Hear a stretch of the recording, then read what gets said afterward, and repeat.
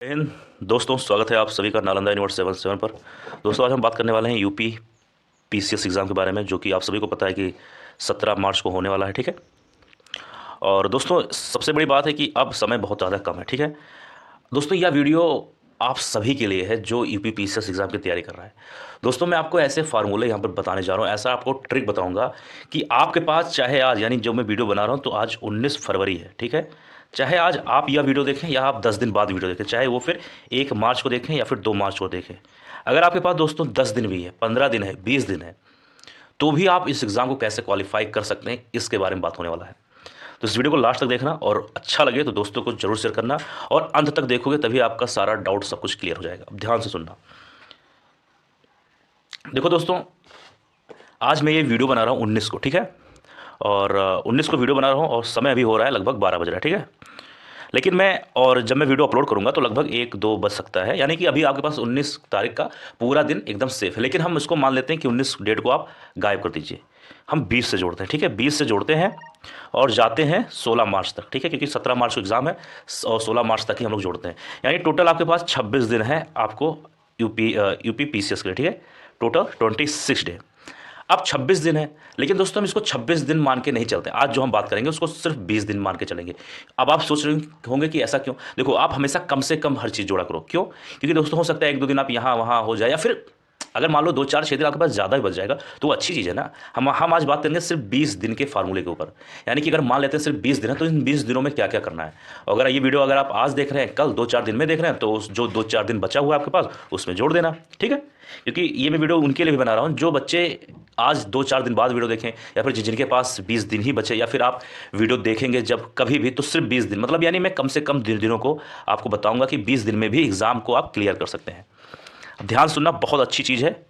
हम मानते हैं सिर्फ आपके पास 20 दिन है। ठीक है। 20 डेज।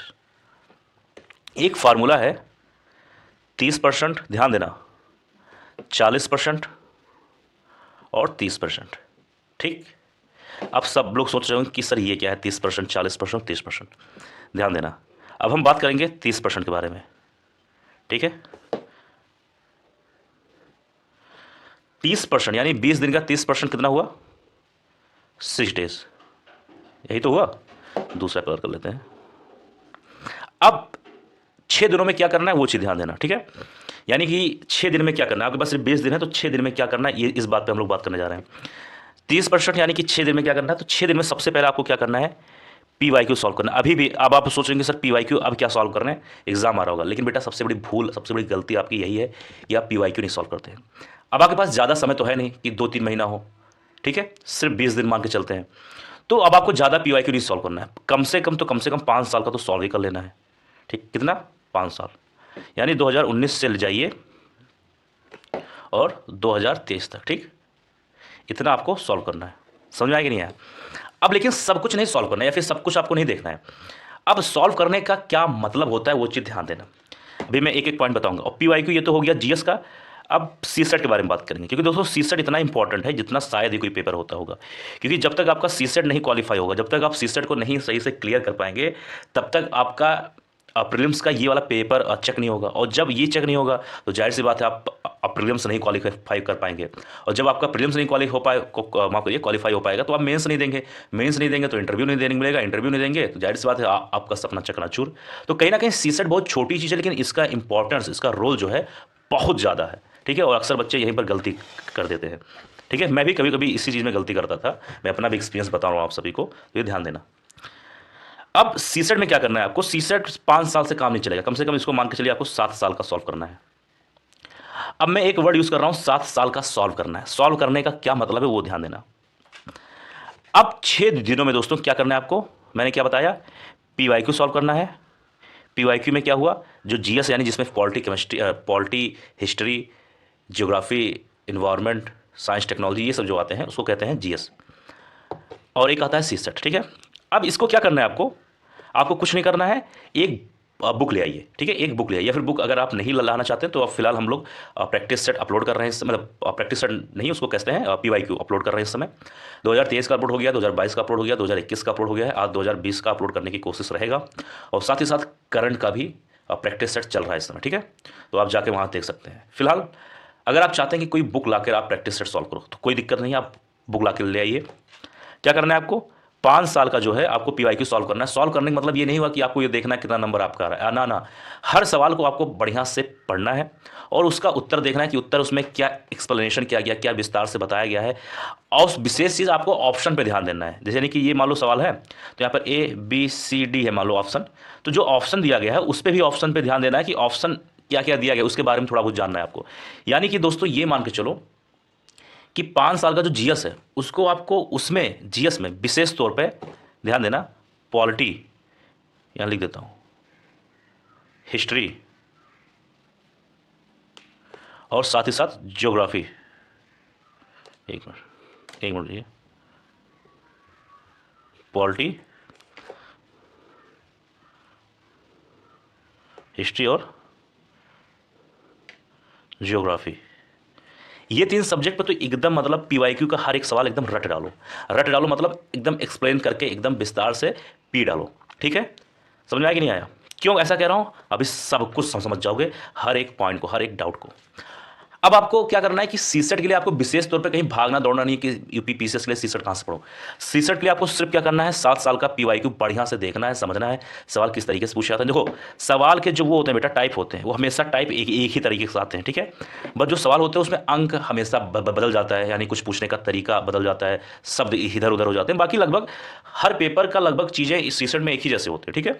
आपको ये पता चल जाएगा कि हिंदी कितना पूछा जाता है, हिंदी किस तरीके से पूछा जाता है, और रीजनिंग मैथ जो भी चीज़ें हैं वो किस तरीके से पूछा था। तो आपको क्या करना है पीवाईक्यू में करना है 5 साल का आपको जीएस का पढ़ना है और 7 साल का आपको सीसेट के लिए बढ़िया से तैयारी करना है। एक मिनट, सीसेट के लिए, ठीक, ये हो गया। अब इसको आपको ऐसा कोई नोट्स नहीं बनाना है कि इसको नोट्स बना लेना है, ना ना, आपको जहां भी उस चीज़ को पढ़ो उसको हाईलाइटर से हल्का सा कर दो कि ये चीज़ इंपॉर्टेंट है, ऐसा ऐसा है। और इन 6 दिनों में आपको क्या करना है, यूपी जीके या फिर यूपी करंट को बढ़िया से पढ़ डालना है, क्योंकि 6 से 7 सवाल सिर्फ यूपी से आते हैं। अब सब नहीं पढ़ना है यूपी से संबंधित कि सारा एक बुक लाओ 100-200 पेज का एकदम पूरा रट डालो, कुछ नहीं होगा उससे। आपको यूपी जीके का, यानी कि क्या हुआ कि देखो कुछ यूपी जीके मतलब ऐसा होता है, जैसे एक सवाल ऐसे पूछ ले जाते हैं कि कौन सा जिला क्षेत्रफल में बड़ा है, कौन सा जिला क्षेत्रफल में छोटा है, जनसंख्या में कौन सा बड़ा है, जनसंख्या में कौन सा छोटा है। थोड़ा हल्का सा ट्रिकी क्वेश्चन जो आपको लगता है कि हाँ देखो जब पीवाईक्यू सॉल्व करोगे तो आपको ये मालूम हो जाएगा कि आखिर यूपी जीके में किस तरीके से पूछे जाते हैं। उसी चीज़ पर आपको ध्यान देना है, उसी कॉन्सेप्ट पर आपको ध्यान देना है, ठीक है। बस उतना ही आपको पढ़ना है जितना ऐसा लगे कि 6 में से मेरा 3-4 सवाल हो जाएगा, बस ज़्यादा नहीं पढ़ना है। ज़्यादा पढ़ने के चक्कर में कुछ नहीं होगा, ठीक है। और साथ ही साथ यूपी का करंट जो 1-1.5 साल में थोड़ा बहुत न्यूज़ में जो थोड़ा बहुत चीज़ें हैं उसको ठीक ठाक से पढ़ लेना है, ठीक है। ऐसा करो कि 6 में से 4 क्वेश्चन तो आपको यूपी जीके का आराम से एग्जाम में आ जाए, ठीक। अब ध्यान सुनना, मैंने क्या कहा आपसे कि 30% का जो समय था उसमें आपने 6 दिन था आपके, ठीक है। उसमें से आपने क्या किया, पहला आपने क्या पीवाईक्यू सॉल्व किया 5 साल का, किसके लिए, जीएस के लिए, जिसमें पॉलिटी वगैरह आता है। और इस जीएस में आपने पॉलिटी, हिस्ट्री और जियोग्राफी पर बहुत अच्छा ध्यान दिया। अब आपके दिमाग में आ रहा होगा कि मैंने ये 3 सब्जेक्ट क्यों कहा था। इसलिए कहा था कि पॉलिटी और हिस्ट्री ये 2 सब्जेक्ट ऐसे होते हैं जो बच्चों को अक्सर याद होते हैं। इनको इकोनॉमिक्स याद हो या ना याद हो, ज्योग्राफी मालूम हो या ना मालूम, लेकिन पॉलिटी हिस्ट्री लगभग सबको पता होता है। और इन दोनों सब्जेक्ट से 20-20 सवाल आते हैं, और ज्योग्राफी से तो 20 से 25 सवाल आते हैं, लेकिन हम मान लेते हैं कि तीनों से 20-20 आते हैं। तो आपका 60 सवाल जो है, लगभग 55, 60, 62 सवाल, हम तो 60 ही मान लेते हैं, 60 सवाल आपको बढ़िया से तैयार रहेगा कि आपको पता रहेगा। और आपको ये भी पता होना चाहिए कि जो हिस्ट्री, पॉलिटिक्स, ज्योग्राफी हैं इसके सवाल रिपीट होते हैं और जो इसके ऑप्शंस होते हैं वहीं से सवाल बन जाते हैं। तो इसीलिए मैं कहता हूँ इसके ऑप्शन पे भी ध्यान देना, यानी जो 4 ऑप्शन है उस पर भी ध्यान देना, क्योंकि वहाँ से भी सवाल बन जाते हैं, ठीक है। तो ये बहुत इंपॉर्टेंट है, ठीक है, ये चीज़ बहुत इंपॉर्टेंट, ध्यान देना। अब जो यूपी जी के यूपी करंट है उसका एक पेज ले लेना, कोई A4 साइज, उसमें कोशिश ये करना कि यूपी जी के यूपी करंट का कम से कम या ज़्यादा से ज़्यादा जो भी कह सको कम से कम 50 क्वेश्चन का आंसर लिखना है। उससे ज़्यादा यूपी जी के यूपी करंट के बारे में कुछ मत पढ़ना। इन 50 सवालों में वो ये सब आ जाता है कि क्षेत्रफल से कौन बड़ा कौन छोटा, और जो 10-20 जो न्यूज़ है, जो कुछ स्कीमें हैं, 50-60 क्वेश्चन से ज़्यादा मत रखना बस, चाहे वो आया एग्जाम में या ना आए, ज़्यादा मत पढ़ना यूपी जी के से, क्योंकि यूपी जी के सिर्फ नाम का होता है, उत्तर प्रदेश एग्जाम है, बाकी 5-6-7 सवालों से ज़्यादा आता ही नहीं है। और अगर आप बहुत पढ़ लोगे तब भी 4-5 से ज़्यादा सही नहीं कर पाओगे, ये आपको भी पता है। और अगर आप थोड़ा सा पढ़ोगे तब भी आप 4 सवाल ठीक कर लोगे, ये भी पता है। तो ज़्यादा समय बर्बाद मत करना यूपी जी के चक्कर में, ठीक है। अब ध्यान देना, अब आते हैं 40% के चक्कर में, ठीक है। 40% के बारे में बात करेंगे। 20 दिन का 40% हो गया 8 डे, मतलब 8 डेज, ठीक है। अब 8 दिनों में क्या करना है आपको, अब देखो अब क्या करना है आपको कि अब आप कोई चीज़ जैसे अलग से तो कुछ पढ़ सकते नहीं हो कि आपने हिस्ट्री उठाया बस हिस्ट्री लेके बैठ गए, हिस्ट्री पढ़ रहे हो, ठीक है। नोट्स वगैरह बनाए हो तो उसको रिवीजन कर रहे हो, वो अच्छी चीज़ है। लेकिन ऐसा तो है नहीं ना कि आप फिर से नई तरीके से पढ़ना स्टार्ट करोगे, क्योंकि अब समय है नहीं, तो वो तो आप हो नहीं सकता, ऐसा तो कुछ आप कर नहीं सकते। आप काम करिए, कोई प्रैक्टिस सेट ले आइए, किसी भी पब्लिकेशन का, किसी पब्लिकेशन का, दृष्टि हुआ, जो भी सही लगे आपको, उसका एक प्रैक्टिस सेट ले आइए, ठीक है। साथ ही साथ आपको करंट अफेयर पे बहुत अच्छा ध्यान देना है। इन 8 दिनों में क्या करना है, करंट अफेयर पे बहुत अच्छा ध्यान देना है। अब इसमें करंट अफेयर में यूपी का करंट अफेयर नहीं आएगा, इसमें वो करंट आएगा जो इंडिया में चल रहा है, ठीक है। आपको क्या करना है, आपको प्रैक्टिस सेट सॉल्व करना है और करंट सॉल्व करना है, ठीक है। और साथ ही साथ क्या करना है, जो आपने पीछे यानी पीवाईक्यू से जो आपने थोड़ा बहुत नोट्स बनाया था, जैसे यूपी जीके के बारे में, और जो आपने पीवाईक्यू में जो हाईलाइट किया था ना, कोई कोई पॉइंट, कोई कोई सवाल जो अक्सर रिपीट हुए हैं, जो इंपॉर्टेंट होते हैं, जो आर्टिकल कई बार पूछा जाता है, जो इंपॉर्टेंट टॉपिक कई बार पूछा जाता है, उस चीज़ को आपने जाहिर सी बात है थोड़ा बहुत हाईलाइट किया होगा, थोड़ा बहुत किसी पेज में लिखा भी होगा, उस चीज़ को मतलब रिवीजन आपको करते जाना है, ठीक है। रिवीजन करते जाना है साथ में, और करंट अफेयर पढ़ना है और प्रैक्टिस सेट सॉल्व करना है। अब ध्यान सुनना, इंपॉर्टेंट बात, आपको प्रैक्टिस सेट जो सॉल्व करना है ना, उसको क्या करना है, देखो सारे क्वेश्चन तो ऐसा होता नहीं कि आपको याद करना पड़े। देखो अगर आप 10 सवाल सॉल्व कर रहे हैं तो उसमें जाहिर सी बात है 3-4 सवाल ऐसे होंगे जो आपको लगेगा कि हाँ इसको मैं थोड़ा सा एक अपने भाषा में एक शॉर्ट फॉर्म में लिख लेता हूँ। अब मैं क्यों कह रहा हूँ ऐसा लिखने के लिए, आगे बताऊँगा क्या काम है उसका। एक पेज ले लीजिए, अब आप सवाल को सॉल्व कर रहे हैं, देख रहे हैं, उसको डीपली पढ़ रहे हैं सवाल को। अब उसको एक पेज में बढ़िया से जो आपको लगे कि ये आर्टिकल या फिर ये चीज़ें अक्सर पूछी जाती हैं या फिर पूछा गया है इस टॉपिक से, तो उसको अपने भाषा में आसानी से किसी पेज में लिखते रहिए, ठीक है। आराम से एकदम लिखते रहिए। और करंट अफेयर आपको इन 8 दिनों में, देखो करंट अफेयर एक दिन में तो पढ़ा नहीं जा सकता पहली बात, और करंट अफेयर को ज़्यादा समय भी नहीं दे सकते, ये भी बात है कि करंट अफेयर पढ़ने में दो दिन मैक्सिमम 3 दिन से ज़्यादा नहीं लगता है, ठीक है। अब एक दिन करंट अफेयर पढ़ोगे तो आप ऊब भी जाओगे, तो क्या करना है आपको 3 घंटे रोज 8 दिनों तक करंट अफेयर पढ़ना है, ठीक है। 3 घंटे रोज 8 दिनों तक करंट अफेयर पढ़ना ही पढ़ना है। क्यों पढ़ना है, क्योंकि दोस्तों करंट अफेयर से 40 सवाल आते हैं पीसीएस में, 45 हो जाएंगे कोई शक नहीं है, लेकिन 40 सवाल आते हैं तो मतलब आते हैं, यानी कि यूपी पीसीएस में करंट अफेयर का एक इतना बड़ा रोल होता है कि मैं क्या बताऊं, 40-45 सवाल आते ही आते हैं। तो आपको 3 घंटा पढ़ना है करंट अफेयर, क्योंकि वहाँ से 40-45 सवाल आते हैं, ठीक है, ध्यान सुनना।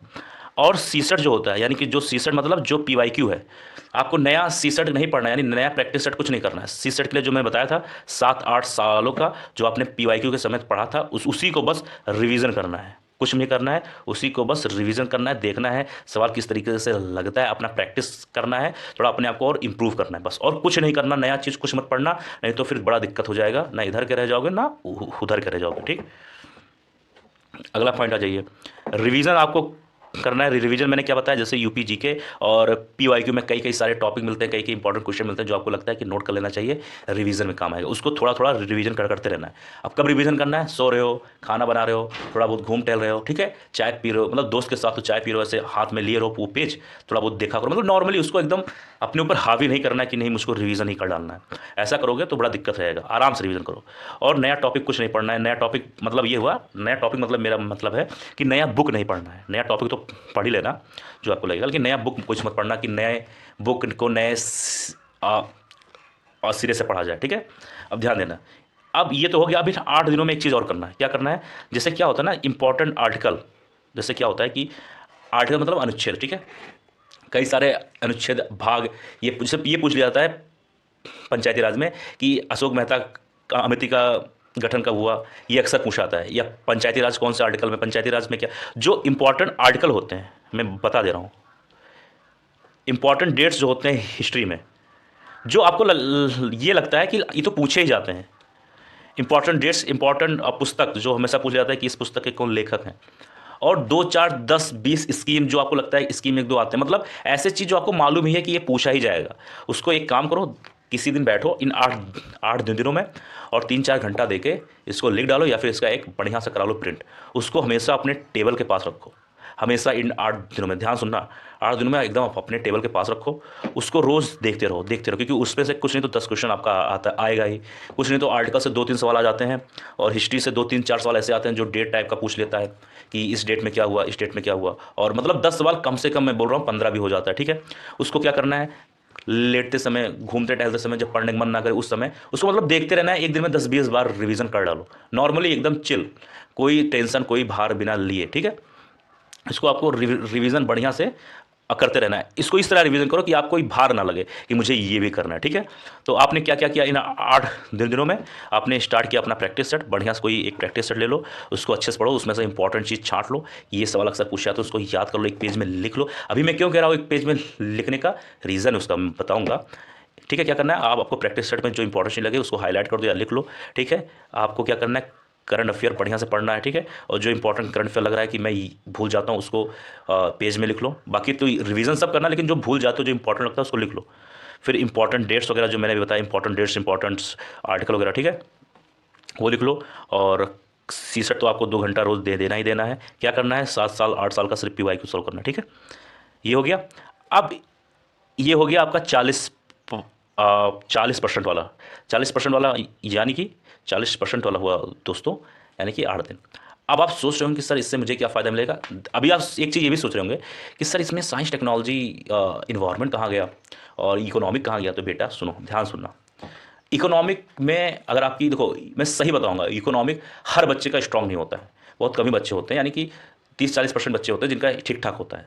मैं खुद बता रहा हूँ अपना पर्सन, इकोनॉमी मेरी बहुत अच्छी नहीं है। हाँ, पॉलिटी, हिस्ट्री, ज्योग्राफी सब बढ़िया है। अब क्या करना है कि इकोनॉमिक्स पे ज़्यादा जोर नहीं देना है कि एकदम नहीं मुझे अब पढ़ ही लेना है। देखो ध्यान देना, इन जब 8 दिनों में जब आप उस 5 यानी कि जो 6 दिन था, यानी पहले वाला PYQ जिसमें सॉल्व कर रहे थे, उसमें जाहिर सी बात है आप साइंस टेक्नोलॉजी सॉल्व करोगे, ठीक है। साइंस टेक्नोलॉजी और इन्वायरमेंट भी और इकोनॉमिक भी, ठीक है। और फिर जब 8 दिन आता है इधर 40% वाला, इसमें भी आप साइंस टेक्नोलॉजी सॉल्व करोगे और क्या कहते हैं, इन्वायरमेंट वाला। अब आपको क्या करना है कि साइंस टेक्नोलॉजी और इन्वायरमेंट में जो सवाल अक्सर पूछे आते हैं रिपीटेड, कम से कम 40 सवाल एक पेज में लिख लो। ज़्यादा कुछ नहीं, भाग दौड़ नहीं करना है कि हर चीज़ नहीं पढ़ना है। 40-50 सवाल ऐसे जो आपको लगता है इंपॉर्टेंट है और जो आपको लगता है कि मैं भूल जाता हूँ, और आपको वो वाला सवाल लिखना है जो आपने PYQ सॉल्व किया था तो आपको ये लगता है कि ऐसे सवाल अक्सर पूछे आते हैं, उन सवालों को एक पेज में लिख लो, ठीक है। मैं क्यों कह रहा हूँ ऐसा, ध्यान देना, क्योंकि 40 सवाल आता है करंट अफेयर से, ठीक है। मैं उत्तर प्रदेश GK को अगर छोड़ दूं इन सबको, तो मैं कह रहा हूँ 35-40 सवाल सिर्फ करंट अफेयर से आते हैं, इंडिया वाला। और 60 सवाल वहाँ से आते हैं, यानी कहाँ से, पॉलिटी, हिस्ट्री और ज्योग्राफी। यानी कि 100-105 सवाल सिर्फ आपका इन्हीं सब्जेक्ट से बन जाता है, ठीक है। समझ में आ रहा है कि नहीं आ रहा है। 150 में से सिर्फ 100-105 सवाल यहीं से बन जाता है, ठीक है। यहीं से, मतलब यहीं से।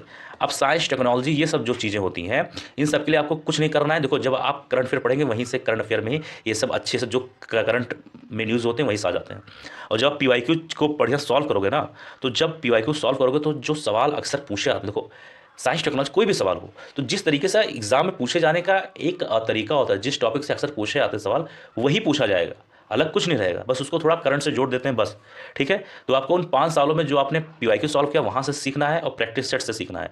यानी कि अलग से कोई ऐसा नहीं करना है कि मैं बुक से पढ़ूँ, ना ना, वहाँ से जो सीख पाओ सीख लो, बस और कुछ नहीं करना है।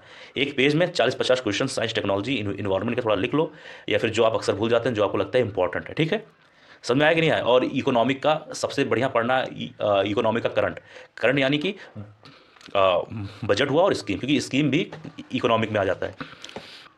यानी कि अगर आपने साइंस टेक्नोलॉजी इन्वायरमेंट इन सबसे, और देखो इन्वायरमेंट और साइंस टेक्नोलॉजी को अगर थोड़ा छोड़ दिया जाए तो इन्वायरमेंट का कई सारे सेक्शन ज्योग्राफी में ही आ जाते हैं, ठीक है। कई चीज़ें ज्योग्राफी में आ जाती हैं। तो अगर आप लोगों ने ज्योग्राफी को सही से पढ़ा है, इन्वायरमेंट को ठीक ठाक पढ़ा है, तो आप आराम से 30 सवाल जो है आसपास कर लोगे सिर्फ ज्योग्राफी और इन्वायरमेंट से संबंधित। यानी कि कहीं ना कहीं आप 150 में से आपका 125-20 सवाल आराम से तैयार रहेगा, ठीक है। ये चीज़ जान लो।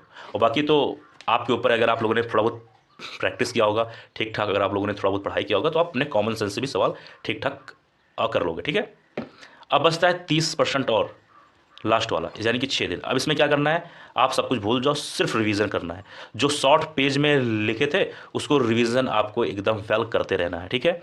आपको प्रैक्टिस सेट का, जो आपने प्रैक्टिस सेट सॉल्व किया था उसका रिवीजन करते रहना। कुछ मतलब रिवीजन मतलब जैसे पेज पलटो, देखो ये सवाल का ये आंसर था, इस थोड़ा उसका एक्सप्लेनेशन पढ़ो। इंपॉर्टेंट जो आपने आर्टिकल लिखे थे, डेट लिखे थे, हिस्ट्री का स्कीम्स लिखे थे, जो इंपॉर्टेंट चीज़ था जो मैंने बताया था, उस पेज को बढ़िया से देखा करो, रिवीजन करते रहो। यानी इन 6 दिनों में सिर्फ आपको क्या करना है, सिर्फ रिवीजन करना है, सिर्फ रिवीजन करना है, सिर्फ रिवीजन करना है। और साथ में सीसेट का प्रैक्टिस 2-3 घंटे रोज, 2-3 घंटे रोज, ठीक है।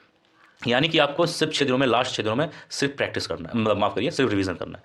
अगर आपका अगर आपका 120 सवाल तक बढ़िया से अगर आपने रिवीजन किया, तैयार किया, देखा, समझा। अब देखो हर सब्जेक्ट के पीछे भागोगे तो नहीं हो पाएगा। आपको 3 सब्जेक्ट पर ही जोड़ देना है, पॉलिटी, ज्योग्राफी, हिस्ट्री और करंट। तो कोई सब्जेक्ट को उसको जोड़ो ना। तो 3 सब्जेक्ट पे एकदम फोकस करना है, क्योंकि अगर आपका ज्योग्राफी तैयार रहेगा तो आप इन्वायरमेंट बढ़िया से कर लोगे, और साइंस टेक्नोलॉजी का जो PYQ है और प्रैक्टिस सेट आपका वहीं से हो जाएगा। ठीक है, तो साइंस टेक्नोलॉजी और इन्वायरमेंट के लिए बहुत ज़्यादा आपको घबराना नहीं है, आप अपने कॉमन सेंस से कर लोगे, ये मुझे विश्वास है। ठीक है, और इकोनॉमिक्स में बस वही थोड़ा बहुत स्कीम पढ़ लो और बजट, क्योंकि इकोनॉमिक्स से 12, 13, 14 सवाल, 15 सवाल आते हैं, और इकोनॉमी को बढ़िया तैयार करने के लिए समय चाहिए। अगर 15 सवाल आ रहे हैं मान लो, तो अगर आप स्कीम पढ़ लेते हैं, बजट पढ़ लेते हैं और थोड़ा बहुत कॉमन सेंस यूज़ कर लेते हैं, आप PYQ पेपर को देखकर, सीख कर, तो आराम से 7-8 सवाल आपका हो जाएगा। ठीक है, तो मान के चलिए 120, 25, 30 सवाल आपको मालूम रहेगा। आप कितना सही करते हैं वो आपकी बात है। 120, 30 सवाल आपको कहीं ना कहीं हमेशा टच में लगेगा कि मुझे आता है। अब आप कितना कर रहे हो तो बात की बात है। तो दोस्तों अगर ऐसा कर रहे हो तो जाहिर सी बात है 20 दिन में भी आपका पेपर एकदम क्लियर हो जाएगा। ऐसा ही रूल को फॉलो करना। अगर ये वीडियो आज देख रहे हो, 2-4 दिन बाद देख रहे हो, तो आपके पास जितना भी शेष दिन बचे उसी हिसाब से जोड़ लो। यानी कि आपको ध्यान देने वाली बात यहाँ पर ये है कि आपको PYQ चाहे आपके पास 10 दिन हो, चाहे, ठीक है, तो उस समय 5 साल का ना सॉल्व कर पाओ, 3 ही सॉल्व का, 2 ही सॉल्व का सॉल्व करो समझो, लेकिन PYQ जरूर एक बार देख लिया करो। इससे आपको आइडिया होता है कि मुझे कहाँ अपना फोकस लगाना है। और अगर करंट अफेयर पढ़ लिया तो 40 सवाल कम से कम 45 हो जाएगा, मैं गारंटी लेता हूँ कि मैं कम से कम चीज़ों को जोड़ रहा हूँ। और 60 सवाल पॉलिटी, ज्योग्राफी और हिस्ट्री से, 100 सवाल तो आपका यहीं हो गया एकदम कंप्लीट, एकदम लोहा। और बाकी जो बचा इन्वायरमेंट साइंस से तो भी आप कुछ नहीं तो 15 सवाल आराम से मार दोगे, 15 तो मतलब हंसते हंसते मार दोगे। ठीक है, तो 125-30 सवाल तो आपका वैसे ही आपको मालूम हो गया। तो ये आइडिया करो, ये चीज़ दिमाग लगाओ तो काम हो जाएगा। और कोई डाउट हो किसी भी टॉपिक तो जरूर कमेंट बॉक्स में लिख देना, उसके हिसाब से वीडियो बन जाएगी। मिलते हैं किसी और वीडियो में। जय हिंद, जय भारत।